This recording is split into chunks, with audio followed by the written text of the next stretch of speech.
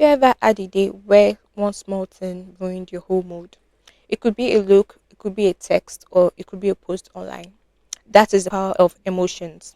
It can lift you or crush you. But the real question here is, do you control your emotions or do your emotions control you? Hello, everyone. You're welcome to another episode of Flashes of Dynamic Youth Talk from the stable of SIPCC Global Youth of Salvation International Prayer Christian Church.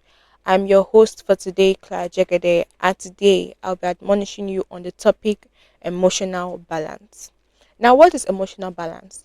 Emotional balance is not about never feeling, rather, it is about never allowing your emotions or your feelings to drive your entire life. For example, we have anger. Anger is natural, of course, but rage destroys.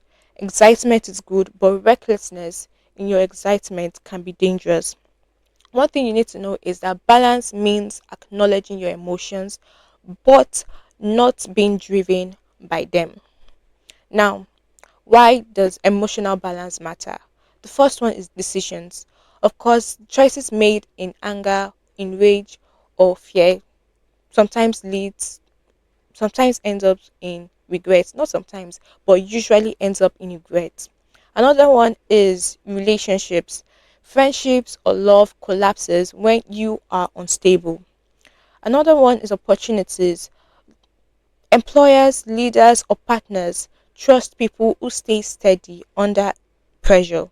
One thing about emotional balance is that emotional balance is a superpower, especially in a world that thrives on reactions. One person I want to use as an example today is Barack Obama. Barack Obama, once a president of the United States, um, is well known, or yes, is still well known for staying calm under pressure, even in crisis. Now, why? How to build your emotional balance? The first one is identify your triggers. Try to know what pushes your button so that you can plan your response. Another one is pause before reacting. Not every thought deserves an action or a reaction.